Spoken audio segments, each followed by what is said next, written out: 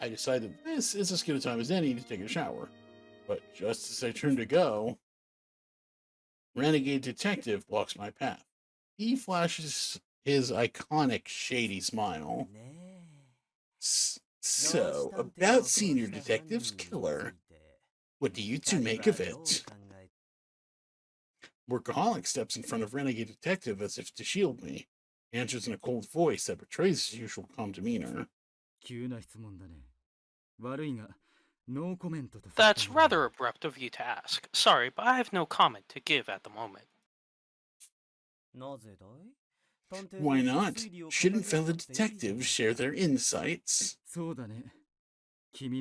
I agree, but for that bad habit of yours, even after finding the truth, you continue to pick it apart. Do away with that, and then we can talk. How insulting. You wound me. Come on, guys. It's hard to believe how sour the mood got the moment Gourmet and Techie left. It seems the unease I sensed earlier on wasn't just my imagination. Like I thought, something must have happened between these two. What do you think, Competent? Is the quartering Duke really among us? I can't say anything for sure yet, but I want to believe he isn't. You want to believe, do you? And why is that? Well, we're all on the same team, for one thing. I don't like the idea of having to respect my fellow detectives. Such a pure answer. Makes me tingle. But don't you find it strange? Those of us who were summoned to this island have close to nothing in common. Strange. He's right. There's no consistency in our ages, genders, or ranks within the organization. I'd assumed the group was assembled for its diversity and range of abilities, but now that he mentions it, it is a bit odd. No guesses as to why we were all chosen, Workaholic Detective. You were in charge of keeping touch with home, so you must have heard something. If I had, I would have told everyone. The initial selection was carried out by Vidok, the founder of our organization. I doubt even the chief, let alone us, knew much about it. I see. Well, that settles it for now. Though I did discover that there's something we all have in common while rummaging through the documents in the study. Something we all have in common? On my asking, Renegade Detective withdraws a notebook from his pocket, explaining away as he flips through the pages. First, let's assume that the Dayless Night incident 13 years ago had an influence on the Quartering Duke cases. You mean the failed large-scale terror attack attempt from that new religious movement? What do they have to do with the Quartering Duke? A whole lot of things, actually, but I'd say there are 2 points that are easy to grasp. First, a mysterious figure known as Lucifer claimed credit for the Dayless Night incident, after which he planned to incite mass murder nationwide. If not for Vidok, Senior and Co., the carnage would have surpassed the Duke's. Doesn't that make it seem like the Duke is following Lucifer's lead? Another clue is that the neurotoxin made by those behind the Dayless Night incident was also used in the Quartering Duke's killings. It can't be manufactured on an individual scale, so it's safe to assume the remnants of that new religious movement are working with the Duke. Well, Workaholic Detective, any objections to my theory so far?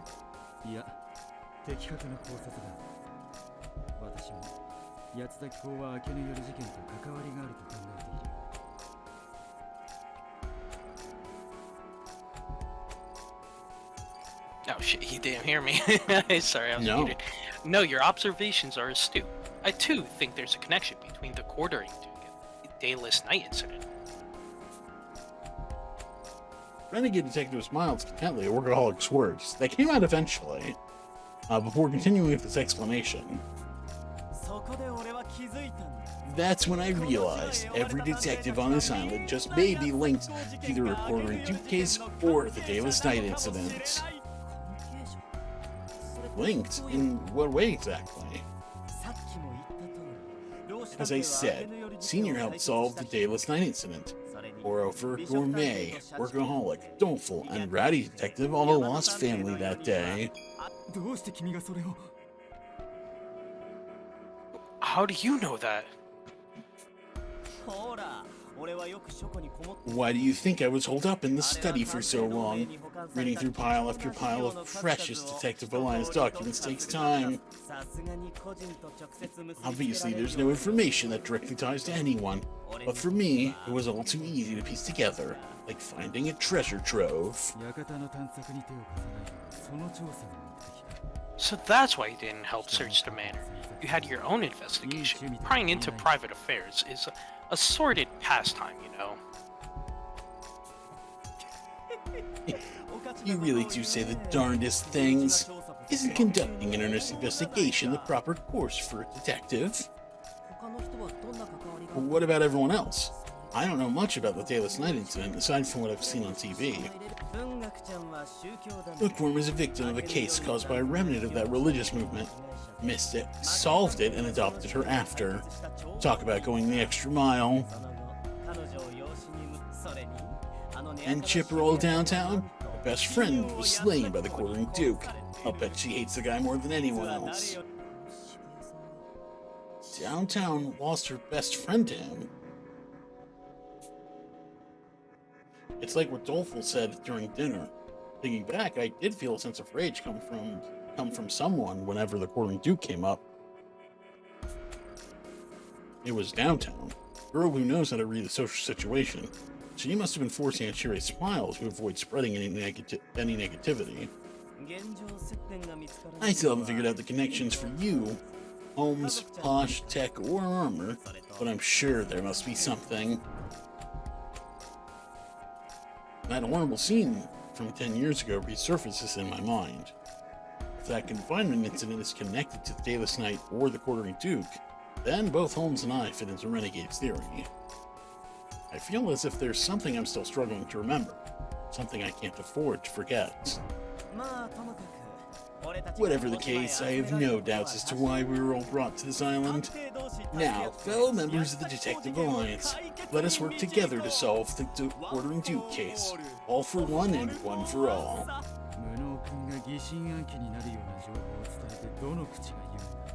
You have some nerve to say that after spewing enough nonsense to have it incompetent jumping at every shadow now. You act as though life comes cheap. I will never approve of someone like you, who treats murder cases like entertainment. Wound me more, why don't you? I value life more deeply than anyone else, you know. I swear it by all that is holy. Renegade's glib words sound recited, like lines from a play. It's little wonder that a vein is pulsing on mild-mannered Workaholic's temple.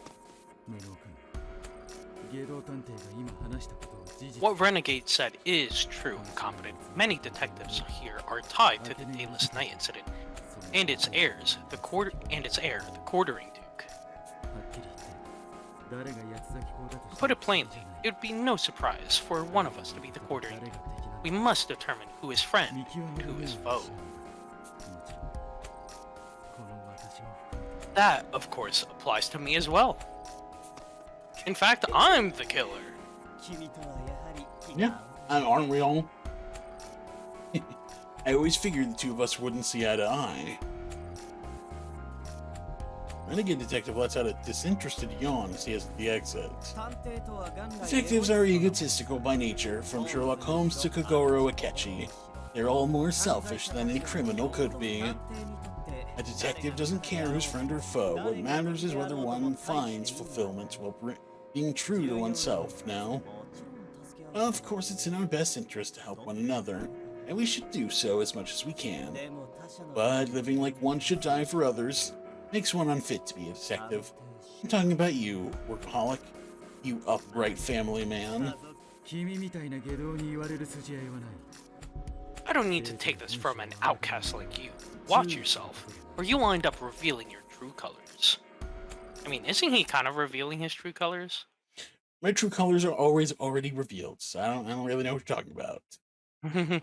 Renegade makes his way out of the living room, laughing uproariously all the while.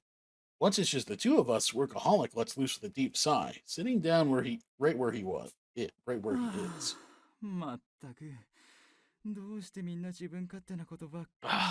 Why must everyone be so selfish? Feels as though my stomach is doing flips.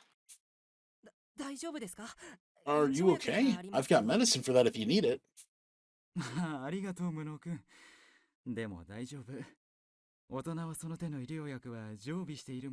Thanks, incompetent, but it's quite alright. Adults always have such things on hand. Sorry you had to see Renegade and me lock horns like that. We had a disagreement earlier today, and we've been at it ever since. So that's what happened. It figures. Renegade Detective seems to be the obstinate type, and yet... Is that all there really is to it? It's hard to believe that their bad blood is only due to a conflict of opinion. Of course, now probably isn't the time to pry into it. Well, I think I'm going to clock out for the day. Regardless of how many cameras we've installed, it's still dangerous to be on your own. Please, be careful. I will. Thanks, Workaholic. Now alone in the room, I lean back in my chair, letting my mind linger on things Workaholic had said. Determine who is friend and who is foe, huh? I look at the security feeds on the tablet and see the detectives in their rooms, each of them passing the time in their preferred way. Downtown does her nails, whereas Rowdy's training vigorously, Armor sits cross-legged in meditation, Doleful is dozing in bed while Posh pens a letter. Everyone has their own circumstances, each is living according to their own ideals. I refuse to even entertain the idea of one of them being the quartering Duke. I hope we all make it back alive. Well, okay, that's not gonna happen. My honest feelings slip out of my mouth. I'm startled when they receive a reply.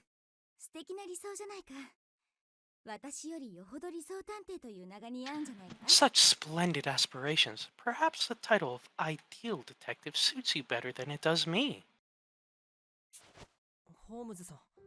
Holmes. I mean, I guess you did. You were trying to watch me in the shower earlier, so I guess. Yeah. Not that ideal. Pretty corrupt, if you ask me. She floats over to my side, pressing close to me. It's not as though I can feel the weight of her body, but strangely enough, it still makes me feel warm and relaxed. You've been gone for a while now. Where were you hiding? Despite only existing in the realm of thought, it seems I too experienced fatigue. My mind dozed off for a time, not dissimilar to taking a nap. So basically, you still need to get some rest every once in a while.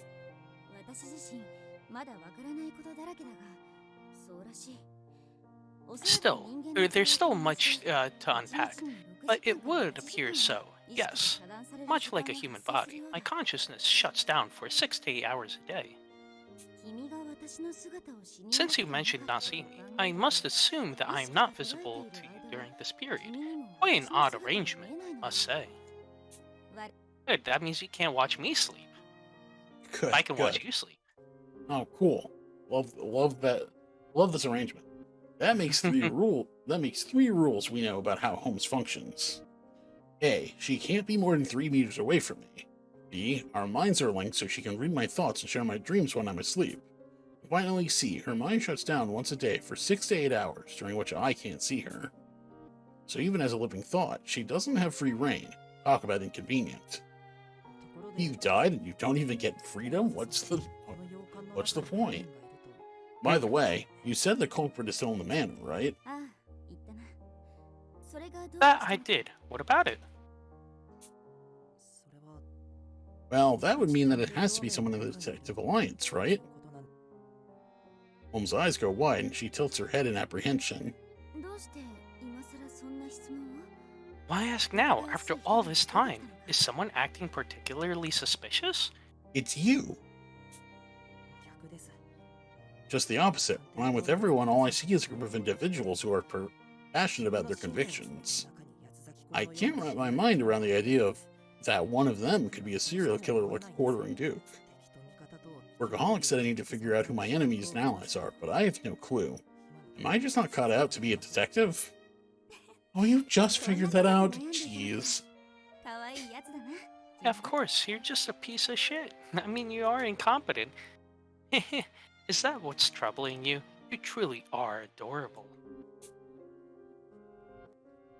Holmes motions as if she were patting me on the head, smiling as she continues to speak. Consider this, Watto. Human beings cannot simply be divided into friends or foes. Let's say, for example, that Mystic is the killer. Would you expect then? Would you then call the way he saved you today an act of evil? No, that isn't. Why are you hesitating? He's the culprit. That makes him your sworn foe, doesn't it?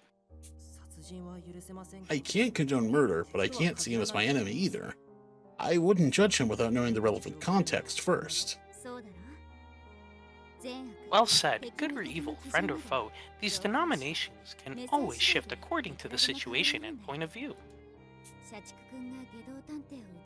That's why Workaholic suspects Renegade, but you need do the same with your fellow detectives, Watto.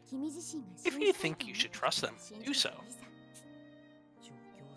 Situation and point of view, huh? Yeah, even if they murder someone in front of you and they say they didn't do it, trust them. Yeah, I mean, you might have seen it from a weird angle, maybe a different point of view, you know? Exactly. She's right. I don't know what happened between Workaholic and Renegade, so I can't make any judgments. And that's to say nothing of how much I still don't know about the other detectives. I should start talking to each one of them so I can get to know their lives' personalities better.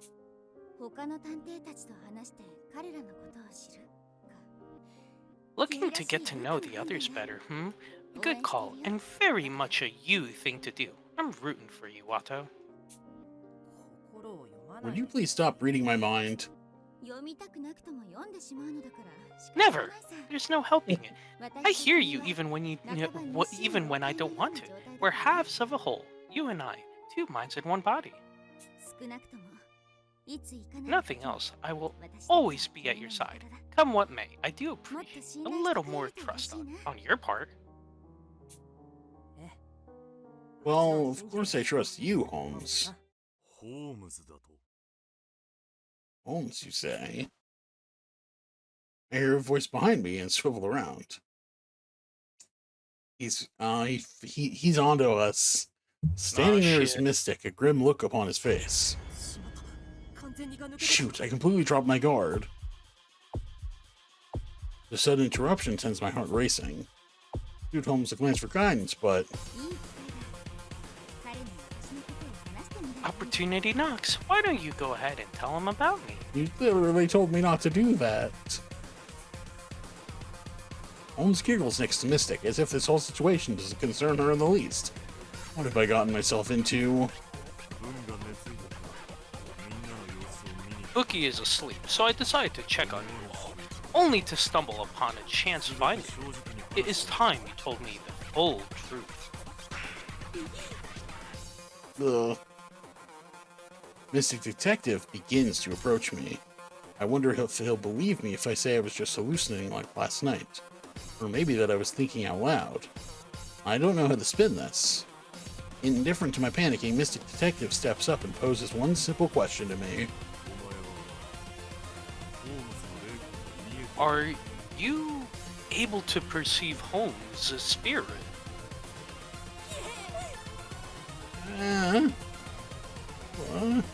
My voice cracks at the unexpected accusation.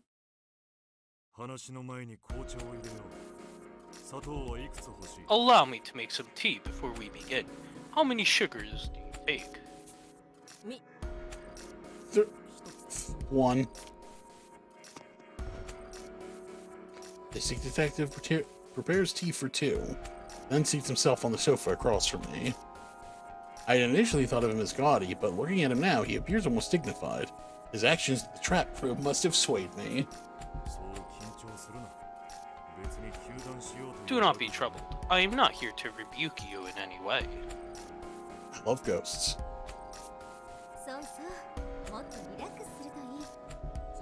Yes, you really should relax. Tensing up all the time is a bad habit of yours, you know? I want to blurt out that she's the reason I'm so tense, but I tamp it down before it leaves my throat. Holmes floats cheerfully about next to Mystic, relishing in the fact that only I can see her. I finally start to realize how much more childish she is than my first impression of her. Is Holmes beside me right this moment? How did you know? Oh, crap. Stupid me. I stepped right into that one. There's no explaining my way out of this anymore. Mystic studies me, chuckling wryly at what I assume is whatever stupid expression I'm wearing right now. Your face is far too telling for a detective. Then again, perhaps that's a good thing. How did you know I was able to see Holmes? Don't tell me you can see... Can you see ghosts too? I cannot. Much as I sought to master the gift, it's not a simple one to acquire. I simply followed the movement of your line of sight. You were gazing at someone other than me, just as you had when you screamed last night. While hallucinating, one's vision turns warped and unfocused. Therefore, I surmise that you were delirious, but instead seeing clearly. Huh? Does that mean the others figured out I was lying too? If they realize I can see Holmes, they might even catch on to my denouement ability. If anyone finds out, you're certain to be eliminated, Watto. Chill runs through me as I recall Holmes' warning. Fear not. The shifts were too subtle for them to catch. Regardless, your disbelief in ghosts makes it unlikely that they would have touched upon the truth. That effectively makes me the only person who could deduce that you are able to see the spirit of Holmes. So be at ease. Mystic laughs as if this is all no big deal. He's so quick to catch on that it's actually frightening. This may be a weird time to ask, but do ghosts actually exist?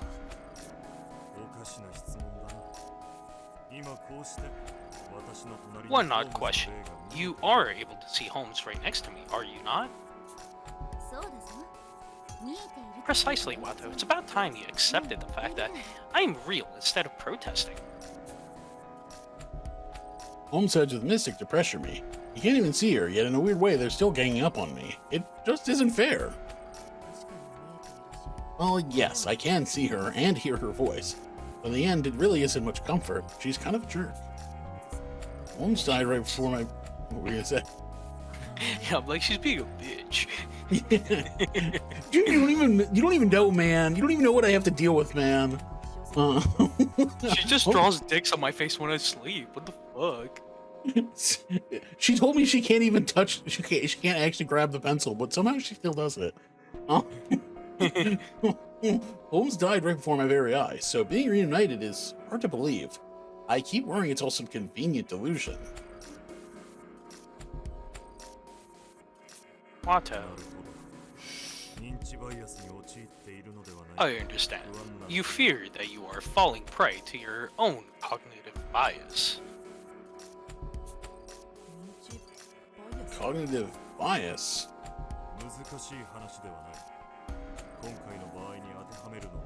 It's not a difficult notion. In this case, it would apply if, in order to reach your favored conclusion, you only sought out the facts that confirmed it. You desire to be reunited with Holmes. You want to believe that Holmes you see now is truly her, and so you seek affirmation, correct? Correct. It's just as Mystic says. I truly do hope that the Holmes I see now is actually her. Every piece of evidence she provides makes me believe she's the real Holmes, and that fills me with joy. I believe that the Holmes I see now really is her, and I have the proof to support my thinking. But then I think that maybe all that proof is no more than my generous interpretation of things. Meaning I can't trust myself.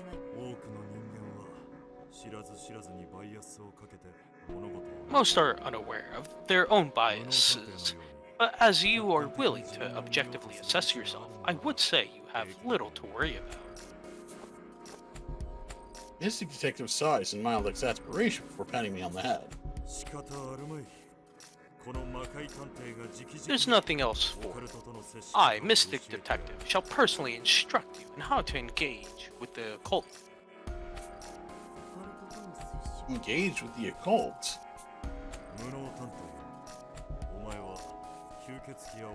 Incompetent detective. Would you believe me if I said that vampires and werewolves do, in fact, exist? What? You mean the mythical monsters? Come on, there's no way they're real. Of course they're not, you idiot. Why would you believe me? Indeed, and yet both vampires and werewolves have not only appeared in our world, but also been guilty of homicide. What? Mystic Detective operates his D-pad, calling up a collection of files. The case of the vampire, in which the bodies of young girls were found with their blood drained, or rather consumed. And the case of the lycanthrope, in which a renowned literary scholar's body was found clawed to shreds in a quiet residential area. I knew the name of both of these famous cases, and now I see a commonality between the two. Incompetent detective, do you know what these incidents have in common? Both are inexplicable unsolved cases. I remember them trending online. Crimes seemed so inhuman in nature that their investigations went cold. Yes, but in reality, the culprits have been identified in both cases. The police simply avoid making it public. What? Why would the police want to keep that under wraps? Because the perpetrators were far too anomalous. Lugosi Kamaras, the culprit in the unsolved case of the vampire, suffers from allotriophagy, with an appetite for feasting on the blood of women. No. The Hungarian police struggle to uncover the reason for the crime, and they also have yet to arrest Kamaras, which shames them to this day. Allotriophagy? I didn't realize a disease like that actually existed. Exceedingly rare, but yes, accessible examples can occasionally be found in shocking television features on people who eat dirt or iron.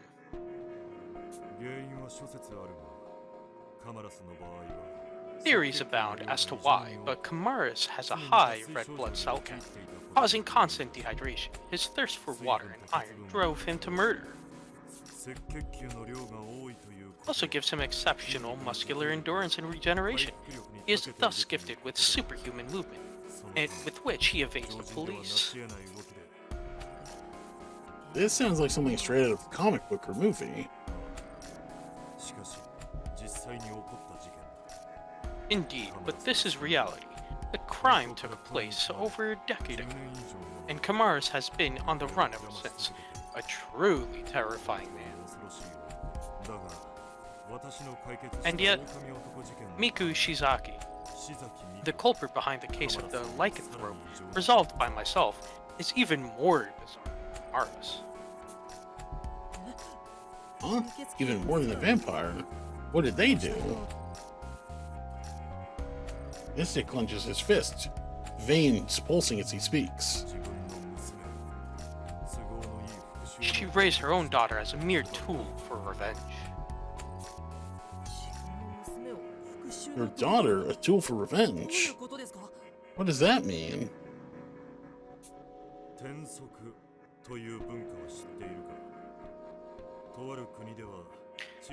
Do you know the foot bindings? Do you know of foot bindings?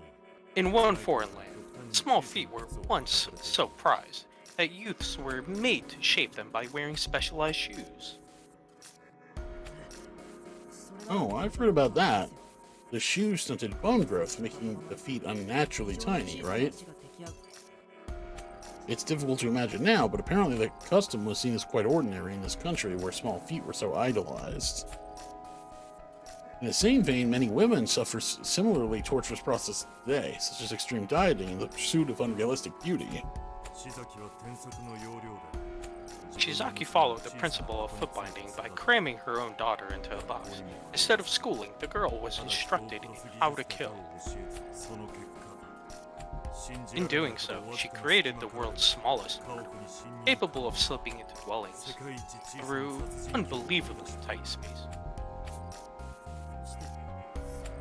Why would she do something so terrible? How could any human be that inhumane? I'll spare you the details, but it was all due to mere envy.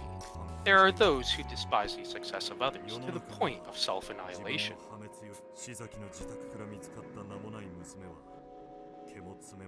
The girl found in Shizaki's house had never had her hair or nails cut and was incapable of speech, no more than a beast of form. Police could even envision the outlandish truth. As such, no one listened to the victim's daughter, who claimed the culprit was a werewolf. But when the DA sent me, I believed the child solving the case. Had I not considered the possibility, the possible existence of werewolves, it would have remained cold.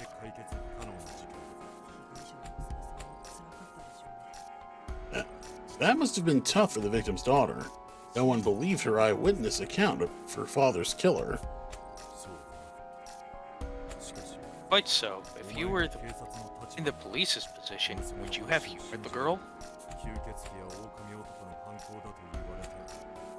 you were told that a crime was committed by a vampire werewolf, would you be ready to believe it?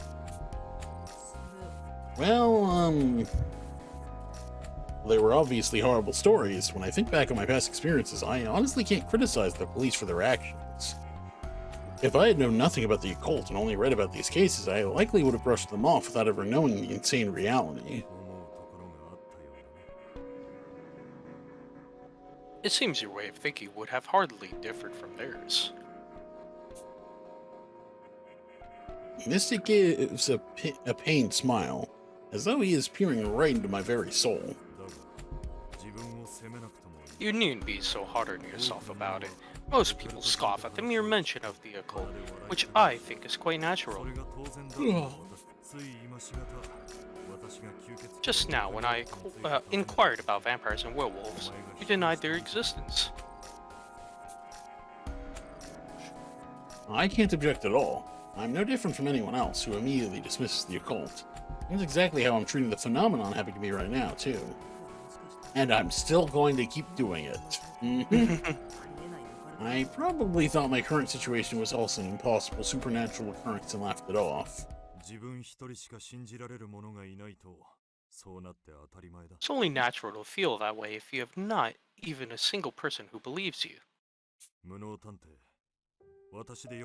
If you will permit me, incompetent detective, I believe you can see the deceased Holmes. She has a liking for honest men like yourself, after all. Thank you. That's reassuring to hear.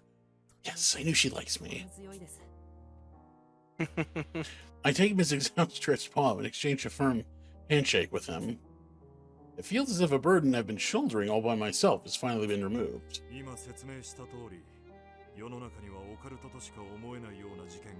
As I have shown, the world is rife with that which can only be defined as supernatural. One can never see the truth if they are fettered by common sense. Never use common sense. Yep, it's bad.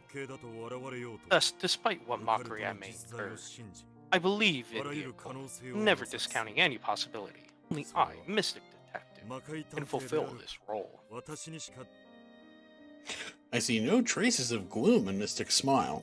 The man before me, like Holmes, is another top-notch detective, willing to become a martyr for what he believes in. Holmes said the same thing. Once the facts have disproven all other opinions, that which remains must also be fact. Those are the very words I passed on to her. To think that little contrarian would grow into such a splendid individual. 魔界探偵め、余計なことを。 Watch what you say, Mr. Detective. Holmes, who had been floating lazily in the air, shoots down toward Mystic. Of course, Mystic is entirely unperturbed since he can't actually hear her. Were you close to Holmes, Mystic? Of course, I had a crush on her. I even spied on her in the shower. When the detective alliance was established, with her at its core, an associate of mine invited me to join. You would consider me a founding member. You're a founding member, Mystic? And the organization was established around Holmes.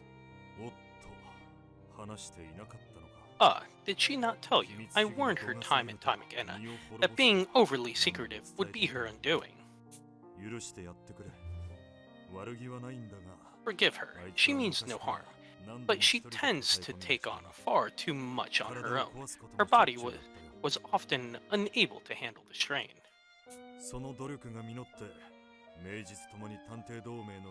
Her efforts eventually bore fruit, and she became the chief of the alliance in both name and deed. But to me, she'll always be a little crybaby. おい、くだらない昔話などやめろ。 Hey now, enough with the ancient history. Are you trying to make Watto disappointed in me? I mean, is he not already? Holmes swings her fists in quick succession, failing to strike Mystic each and every time. It's cute to see her react in a way that matches her age, in lieu of her usual cool self, though I can't really picture Holmes as being a crybaby. I take it she's swinging her fists at me. Yeah, you're spot on.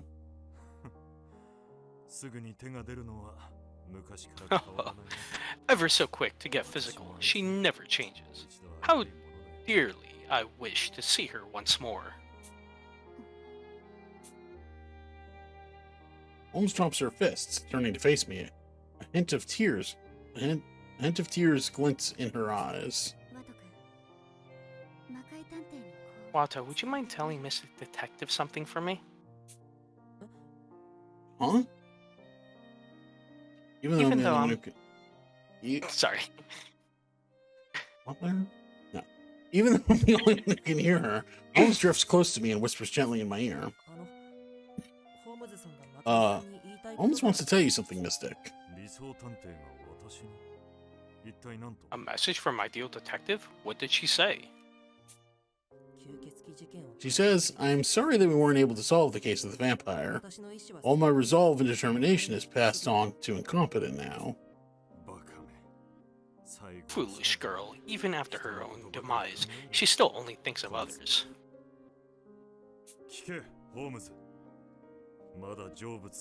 Listen to me, Holmes. Don't go resting in peace just yet. I swear that incompetent detective and I will catch whomever killed you. When that moment comes, I would like for you to be there. I'll be watching it. Better make sure to live a good, long life, Mr. Detective. Mystic can't see Holmes, and yet they seem to look right into each other's eyes as they exchange words. I notice my drink is nearly empty. The hour's growing late. I really should finish my tea and rest up for tomorrow. When I raise the cups to my lips...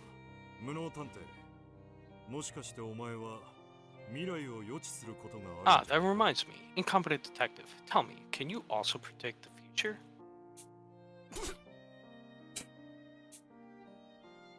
I spit my tea out at the unexpected question. Your reaction says it all. So it is indeed as I surmised. How did you know? Was it my line of sight again? No. Remember how you saved Doleful in that trap room today? Your actions then tipped me off.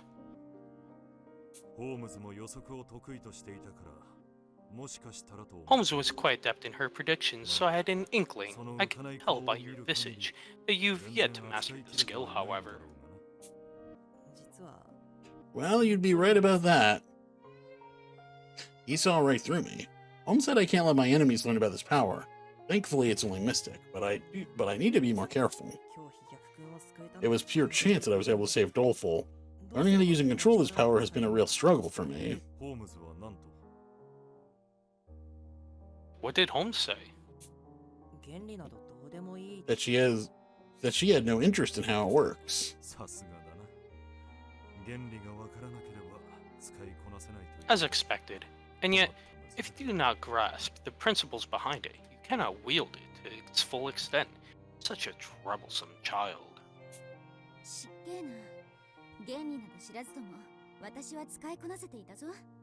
Rude. I mastered it perfectly well without understanding the mechanics.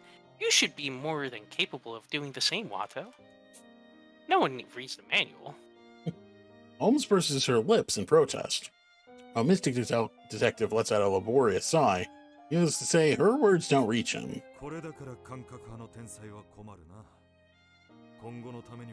This is why geniuses who do everything extempore are so difficult. For the sake of our futures, I shall contemplate your abilities' workings. If you do not mind, would you share all you have experienced up to the present? It's not getting too late for you? Right now, for I am a night owl. I am a detective of all that is mystical, after all. What's that supposed to mean? Mystic brews us another pot of tea. We discussed the denouement ability I inherited from Holmes and my newfound powers of precognition.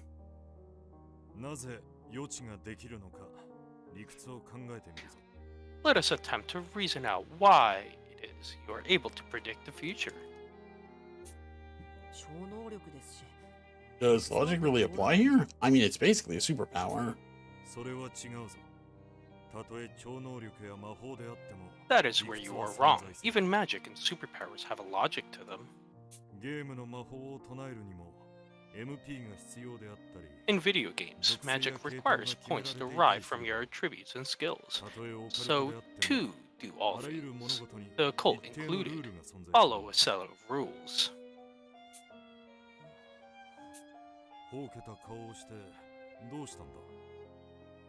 Why do you look so perplexed? I just didn't take you for much of a gamer. Do not underestimate me. You stand before a man who bought the very first copy of UK the day it went on sale. In fact, I played the shit out of Rocket League too, but never mind that. Regardless of your prescient abilities, you cannot predict a single thing without basis of facts. Did anything noteworthy occur when you made your prediction today?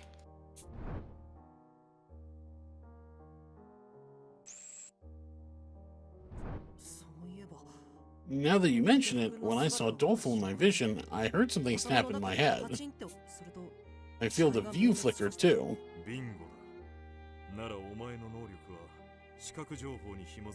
Eureka! That suggests your ability is linked to visual cues, to which your brain responds in some manner. Let us continue pursuing this train of thought. Mystic is willing to believe me no matter what I say.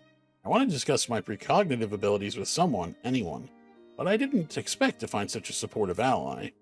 It's reassuring to say the least. I'm grateful from the bottom of my heart that I'm able to speak to Mystic about this. I could tell you're enjoying yourself, Watto. It's almost enough to make me envious. Yeah, I'm having fun. It's exciting to see the mysterious and obscure start to take shape.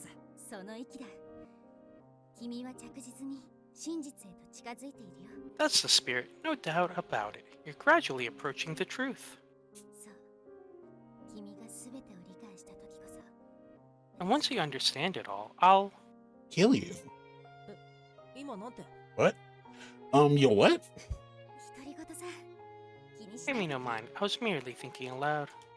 Thank God he can't read my mind like I can read his. there, my conversation with Mystic continues all the way until dawn.